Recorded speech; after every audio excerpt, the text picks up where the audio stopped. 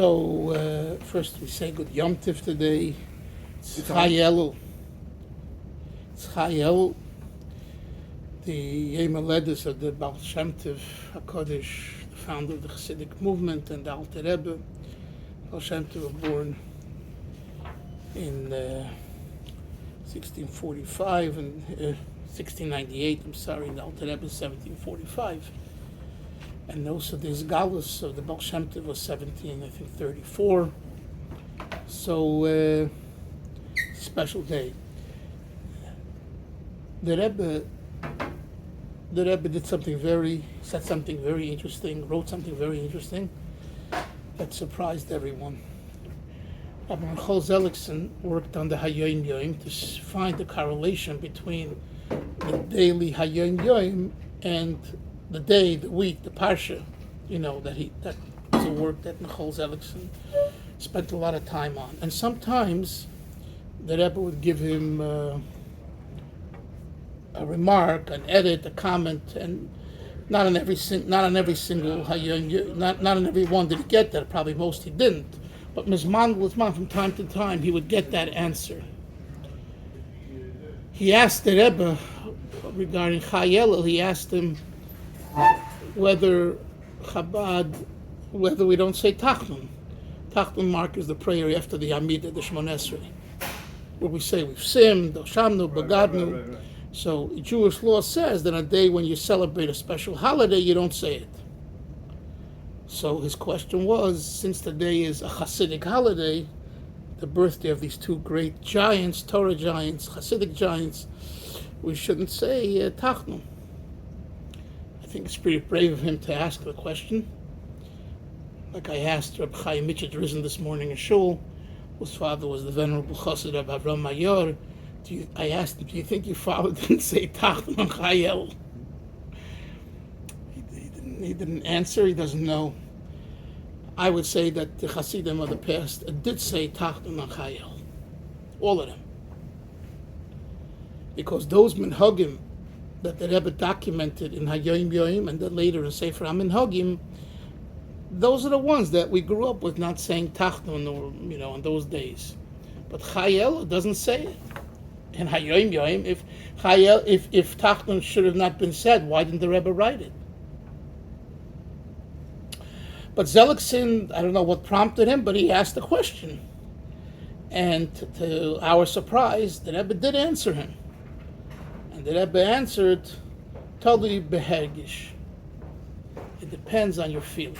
Now, I need you to step back for a second and to think about what the Rebbe answered him.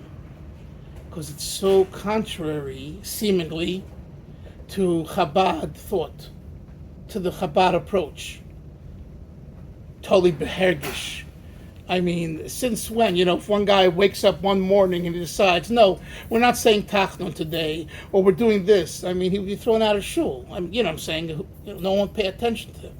But it was a custom. I don't want to interrupt. There was some people that brought down that when they came to Chabad that year, that day, they would always not say Tachnun privately. That's a personal thing. What I'm saying. But here also, maybe the Rebbe is answering totally beherdish. You're each individual. If you really feel that way, then you shouldn't say it. Yes. But as a Rabbim, he wasn't. That's my herdish. I understand, but that's the correct explanation. What you just said. But when I'm going to step back. That it didn't. No chassid dreamt of asking the Rebbe about Elul until now, whether but to say Tachnun. Everyone said Tachnun. Right. So why? So what made Zelikson ask? I don't know, but he did ask. Okay. And for the Rebbe to answer him is also, it's a big chiddush. The average chassid from that generation would tell you, of course you say Tachnun. Well, that was his question. I mean, but I don't think it introduced anything new. I mean, that already we knew that it depends on this. You have such a strong feeling. Wait. Saying Shulchan Aruch that if you feel not like saying Tachnun, you don't have to say Tachnun. I'm just telling you, there was a custom by Hasidim before. Forget about Shulchan Aruch. I don't know. Shalom is right. Hillel, it's not the way you're positioning it. The chassid aside, no, we're talking about a chassid who was very serious, and you and I didn't say tachnun when we the first time we came to the Rebbe. Let's be honest with ourselves. That wasn't the way we were taught to approach things. You learned in yeshiva. Is that the way you were taught to approach the whole idea of tachnun and other such things? No. So I'm saying that this was a surprise, and for the Rebbe to entertain the surprise, I think is a chiddush, is special and significant. And what did the Rebbe say? For a second, what did the Rebbe say? Totally behergish, right? Now you said a moment ago, well, when a chassid came, these chassidim that you're talking about, and anyone who emulated them, it's a serious matter. In other words, the Rashbatz, who was a masnagid before he came to the Tzemach Tzedek, who writes in the Rishimis, he says that he says about himself, a masnagid darf gor an ander birur. You ever hear that lashon?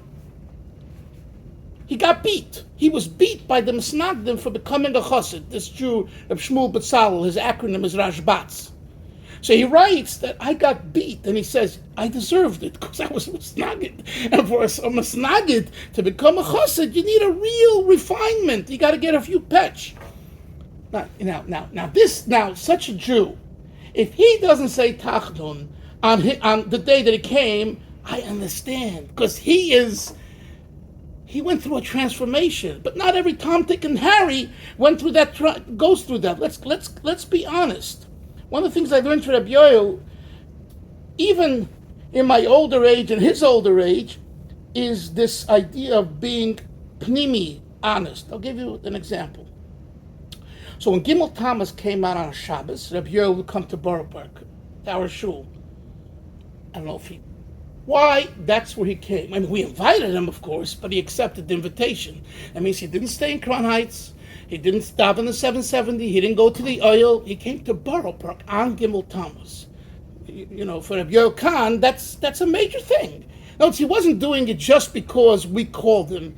I feel he did it because he felt an affinity to his 50 years of teaching Chassidus in Borough Park, and he saw that as the Rebbe's mission for him, and he found it in Borough Park, so he expressed his connection, his kashrus to the Rebbe by coming Gimel Thomas. Gimel Thomas mark is the day the Rebbe passed away in 1994. Anyway, so he would say Kaddish, and I would sit on the same table, would say Kaddish. So I saw that when you have a yard site, the Rebbe, when he would say the last Kaddish, before he would say after Rebbe Chanan Bekasha Eimer, he would go like this, right? The Rebbe went like this, and then he mumbled something. They say he mumbled the beginning of Pedig Beis and Tanya, V'nefesh Hashenis B'Yisrael Chelik El Kami Mal Mamish. That's what I heard. Okay. And I'm looking at Rebbe Yoel saying Kaddish, just happened to pick up my head, and he doesn't go like this. And he starts saying Kaddish. And I was baffled because, I'm his student, and I thought, I'm trying to be on the right page, and all my years, my mother passed away 16 years ago, I say Kaddish, and I go like this. And I saw the Rebbe do it. I didn't ask him because it might have opened I didn't want to, discuss it that way. He was very older and didn't have as much patience for these type of questions, so I didn't engage. But I spoke to some other Rabbi Oldtime, some others who I know, and they basically said that Rabbi Yoel felt that this is the Rebbe's private thing, and not for anyone to emulate. He did it in public, so he did it in public, but it's his thing. In other words, we don't see in these svarim a place which explains you're supposed to go like this. Like, Rabbi Yoel was teaching, stop being a faker. You're not a Rebbe. You don't know what he's doing. So what are you doing? These chitzonius things. Now, for the record, what? So you stopped? I stopped because he's my mashpia, and I want to say for the record, I'm sure people disagree with him. Not even a question. Mashpiyim and others, and kol hakavod to them. But what it brings to mind is this issue that a minig Chabad, a minig Bichlal, and a minig B'Chabad is a serious issue. It's not just small change. That's so when the Rebbe says totally behergish, it means, as you said, Hillel, but what it means is, if you work on feeling this, great. Did they say Tachtun here, or they didn't say Tachtun? I don't know. 6:30 they did not. 8:30 they did. 8:30 Mala's minion. Yes. You see, and he's a Lubavitcher coming from the same place I came, right? Grew up in the same bowl of fish. Why? Because there is halacha, and wait. And I will agree with him, even though I didn't say Tachten because they didn't say Tachten in shul by us. But I'll tell you why. Totally behergish means it's up to the individual, just like you said. So if the individual feels you shouldn't say Tachten, kol hakavod, great. But to go and standardize it as a minyan, that you need broad shoulders. To the point yesterday in the other Chabad shul that I Daven, they don't have to mention names, they didn't say Tachten at Mincha. You did not? No, at Mincha. I felt like saying this is outrageous, but it's not my shul. And the guy says the rabbi, it wasn't the rabbi, it was someone who works for the rabbi. But to me, it's getting out of hand. It's against halacha, really. And you see, Rabbalu's Poisik, if he felt that the whole minyan shouldn't say Tachtun, he would, I'm sure, instruct that it not be done. But that's all I'm saying. So that the Rebbe, at the same time, what is the Rebbe saying by saying totally behergish? What is the Rebbe saying to me? And we can all interpret it our own way, because the Rebbe left it open-ended, right? Not a person can say, I know the answer. You're a liar. You don't know. You know what you think is the answer. But the Rebbe is saying,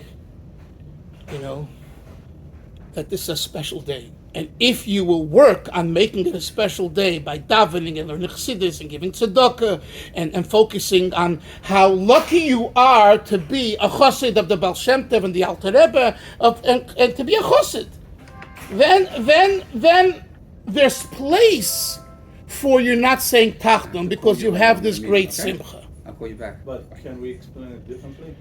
We could try. When there is the regular day that everybody say Tachnun, and you have somebody who is a Chassan, the Chassan, not just he doesn't say Tachnun. That's halacha. One second. Okay. What's the reason for the halacha?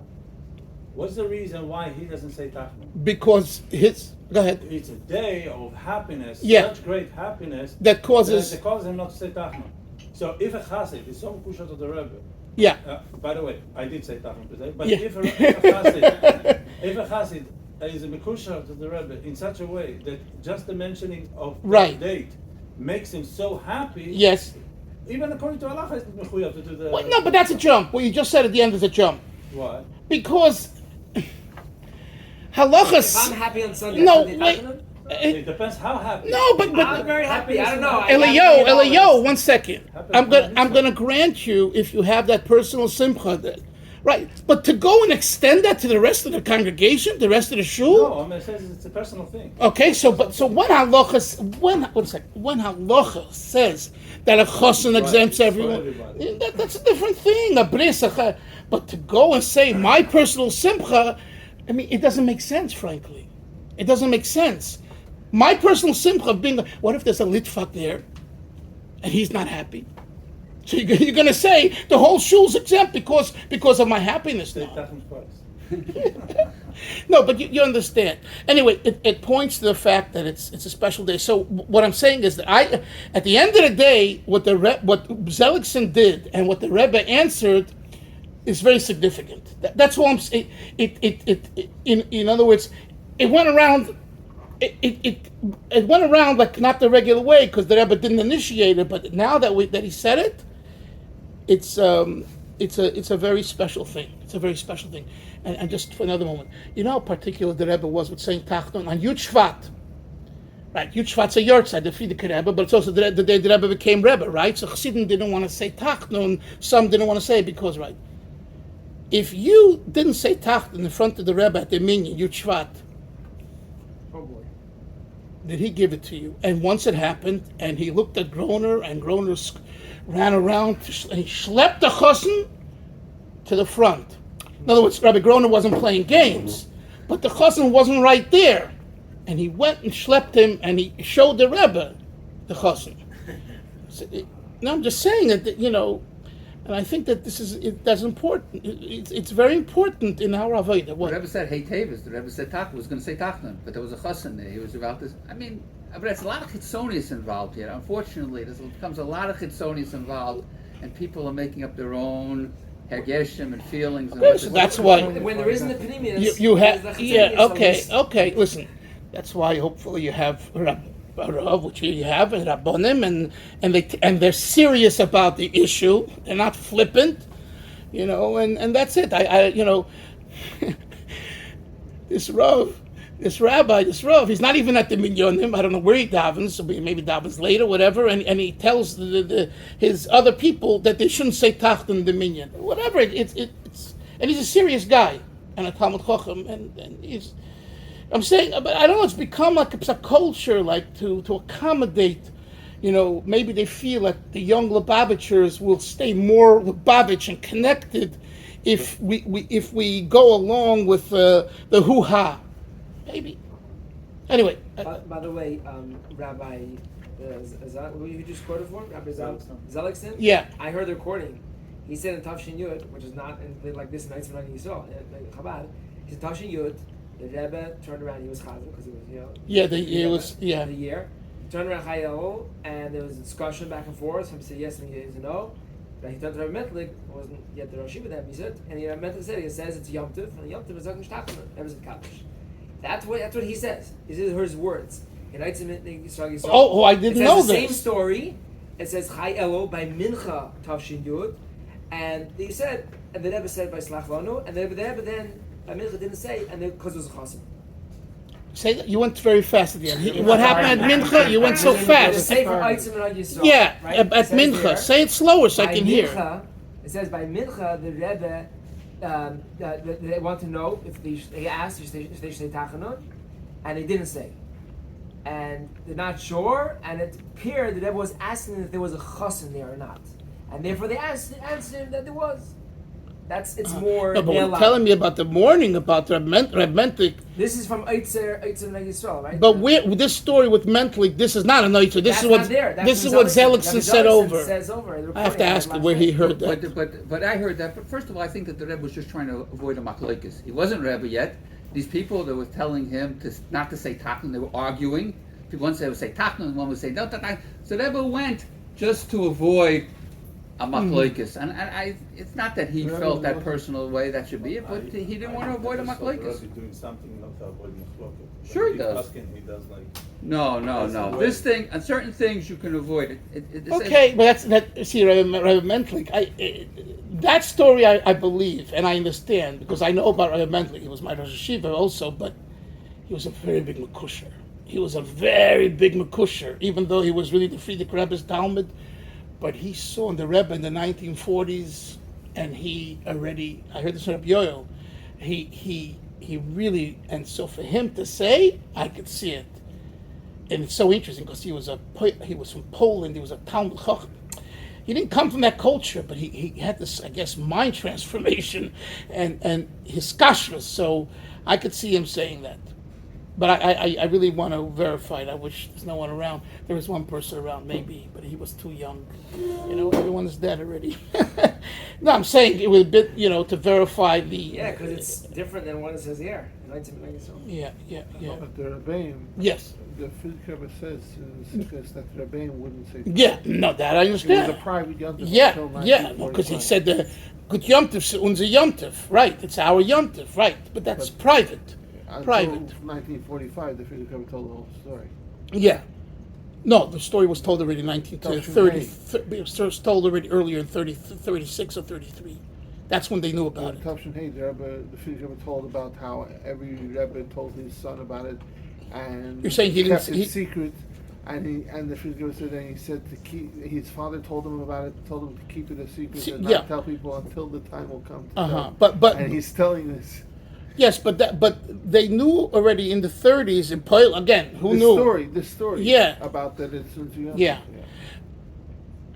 Anyway, it's an Indian that, like you said, it's you can't just, you have to take things the way it is and not just make a chont, because the next thing you'll know, like someone said here, okay, someone wakes up in the morning, I feel special today, I'm not saying tachnun.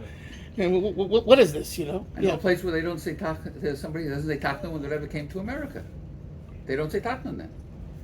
Okay. If they have that heritage, but they imply. Well, how can you not have? That was the point. Is how can you not apply? You can't apply a heritage. You either have it or you don't have it. To tell somebody you should feel a heritage, it becomes all kitzonius.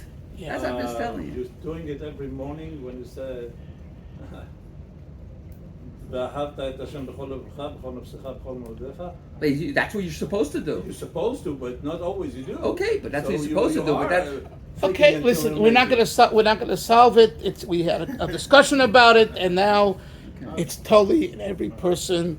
And if you're in a minyan and you have a rav and they pass in a certain way, you go along. Okay, let's learn a little bit from page 41. I don't know if I forget to finish the whole thing or not. Anyway, close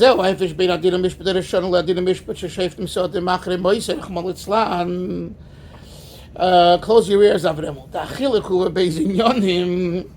The difference between the judgment of Rosh Hashanah, Mark, compared to the judgment of after death. The difference is in two aspects. Once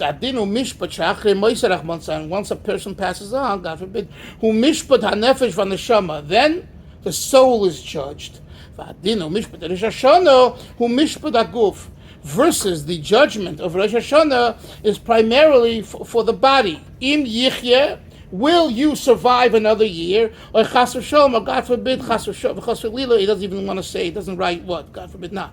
Hainu, im tiskayem v'tichya nefesh baguf, will your soul survive, live another year in your body, or God forbid not, chas v'lila. Im yulei bonim, if you'll have children, or God forbid not.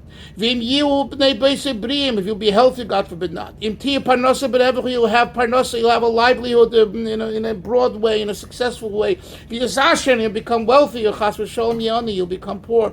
You'll work very hard and it'll be so difficult, and etc. So with all other matters, bodily matters, will you experience life with pleasure and being comfortable, or God forbid, with pain? And this is the judgment of Rosh Hashanah. The prosecutors argue there. So the prosecutors argue for the negative.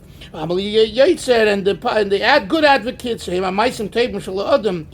which are the good deeds of man, they argue for man's being favorable and meritorious.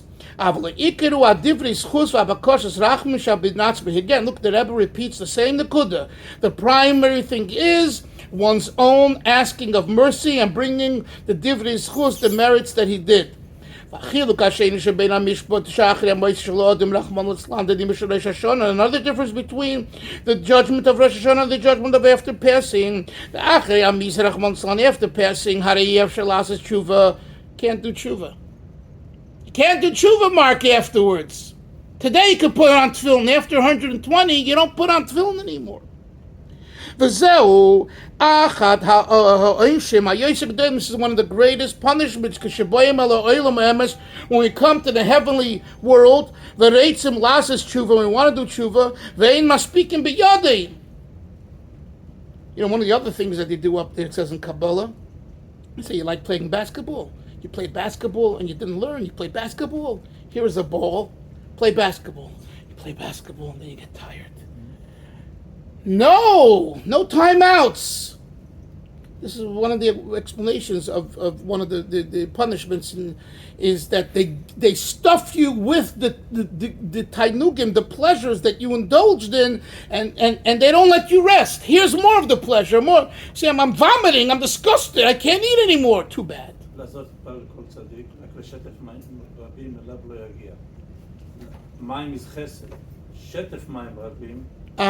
It's too much chesed. Yeah, who says this? That's mine. Yeah, that's great. That's great word. Shetev mayim rabim. Thank you. Premise. Never heard it. Beautiful. But the main punishment in that is that they don't want to play the basketball anymore, not because it's hard, not because it's a physical pain, but it's a pain because they want to do the bask in the glory of Elikus there. Yes. Right. That's the main thing. And yeah, okay. Dort in the Yomim is Vilmen Shein Ton Tshuva. There already in the world of truth, we say, yeah, we regret what we did. We want to do tshuva. When that's helped it, but sorry, chap, it doesn't help up there. Well, tshuva does help us. It says about Elam Hazadafki in this world. It's better to do 1 hour of tshuva and good deeds here more than all the world, everything in the world to come. 1 hour from tshuva 1 hour of doing a mitzvah here, you reach the highest levels of Elam Haba. And when someone comes to purify themselves, Messiah, they say, Hashem, they help him. Especially on Rosh Hashanah when it's an auspicious time. And God pleads with tears. God pleads to you, because Hashem, top of page 42. Hashem is crying for you and saying, please come, I want to receive your tshuva, so open your heart and do tshuva. When a person is aroused to do tshuva, he's received properly well. Here the Rebbe adds another nakuda, which again, in our circles, we're not too fond of. To daven out loud, the Keil Ram. That's what it says here. I'm not making it up. Huh? The Keil Gadol. Now, it doesn't mean you have to scream. That's not what it means. But you should say the words. Ashrei Yeshua V'Secha. No, instead of saying Ashrei Yeshua V'Secha. Ashrei Yeshua V'Secha. Now, sometimes... That I never understood, because if you say it like that, then what's Tfilat Lachash? Shmoneh Esrei.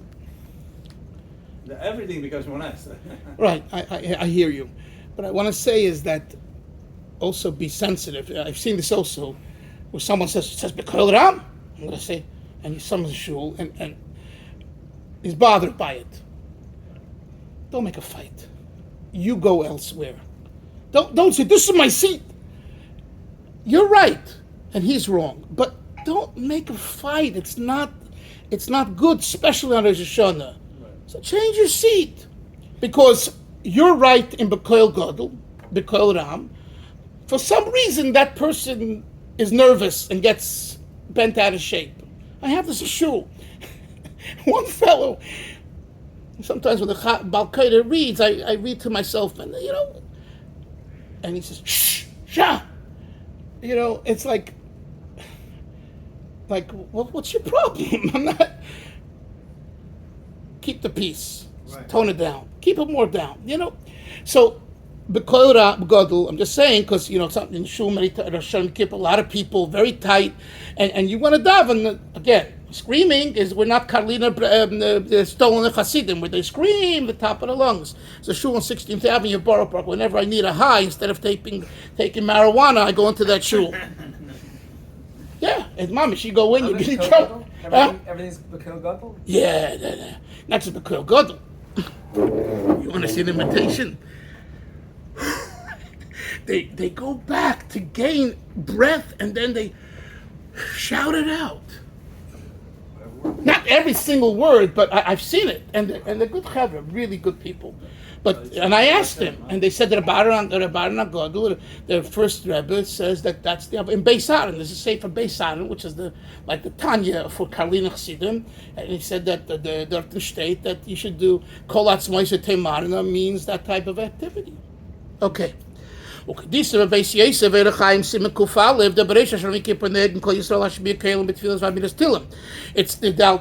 Friedrich brings what it says in Shulchan Aruch that on Rosh Hashanah we accustom ourselves to say out louder the Tefillah and Tilim.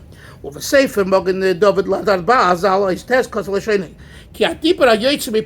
This is what he says: when the words come out of a person's mouth, Im Tevi Yosherhu, the Yetzer B'Kedusha, if they're good words and they come out with holiness, then he's brought closer to the master of the universe. At kan l'sheni. Zeu b'chozman. The Rebbe says, this is always. Needless to say, how much more so this is true on Rosh Hashanah Kippur. Now, mind you, we davened with the Rebbe, we didn't, he was far on the bima, but we didn't hear, I haven't seen Chabad Hasidim of yesteryear daven this way. I'm not saying they whispered, but I don't recall them making a point more out loud. I didn't see it. It could be, it goes back to chapter 29 in Tanya, where the Alter Rebbe speaks about screaming at the Yetzer Hara. So I've heard from Polish Chassidim, others that learn Tanya, they said the Alter Rebbe says you have to scream. I say that like this. He means scream with the mind's eye. It doesn't mean b'machshavta, right? But they don't. Yeah, right. Okay. The famous joke they say, what do you scream? God doesn't understand you. God doesn't hear you. You can speak. The same guy. HaKadosh Baruch Hu that he can hear you in a low voice. On the contrary, in Eliyahu Hanavi, it was Eliyahu he told them he told the Nevi Abba. Yeah. Maybe he's sleeping. He was screaming. Right. So that's. It's right. But what I'm saying is that if you encounter people davening this way, understand there's a place for it, not just in halacha, but here the Friedrich Rebbe says it in a maimer, and it's fine. The main thing is to articulate the words clearly, not rushed each word, and to think about it. Let's go further. The zel when you different types of sounds from ha ha ha to ha ha ha ha, different types of crying. The Alter Rebbe says b'shem Abal Shem Tov the Bashgacha Pratis, both the Rebbe mentions the Maimon, the Alter Rebbe, and the Baal Shem Tov, and today's Chayel. The Yisrael, him, Bonim Lamokim, Yid not considered children to God. Vatzoik is based Kiyas Shofar, and the crying during Kiyas Shofar, Keben Atzoik El Aviv, it's like a child who screams to his father, Abba, Father, Father, Abba, Hatzileini me'evai b'seinai, save me from my enemies. Shehem Amakatring Merakon, they are the prosecutors who seek to my worst. V'zehu goes back to the beginning of my man. Zeh hayoim. This is the day. This is the day referring to the day of creation of man.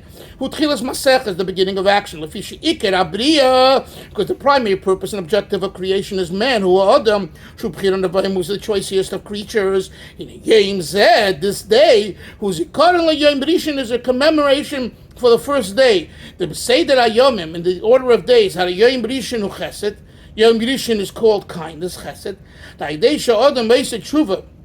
When a person does tshuva, v'shebes al-vavi, and contriteness of the heart, b'charota, regretting Allah things that he did in the past, b'kabel al-atzmi, l'shanas adar kishom, and he accepts upon himself to change his ways to the good. In HaKadosh Baruch Hu, shemei kel t'ru b'sam Yisrael, Hashem hears those cries of the Jewish people, the trua, and the word trua shvarim, who shvarim zu brochenkeit. Trua means brokenheartedness. That Eberster nimmt zu as a tshuva, then God hears the tshuva, die Zerbrochenkeit, and God takes it berotzen willfully. He enjoys taking those cries to himself.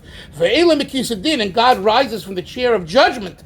Ve'yeshev, and he transfers himself to sit al kisei rachamim, on the chair of mercy. Umagbir Midas HaChesed, and what happens is that the attribute of kindness overpowers the negative. And Yisrael, Shnas Chaim, and Yisrael, he gives the Jewish people Shnas Chaim, a year of life.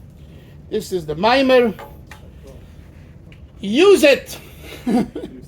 Use it this coming Rosh Hashanah. Yeah, use it. It's a good mimer to use to while you're davening, and don't rush your davening. I told my chavre this morning, you got to stop this rushing, especially the Yom Kippur.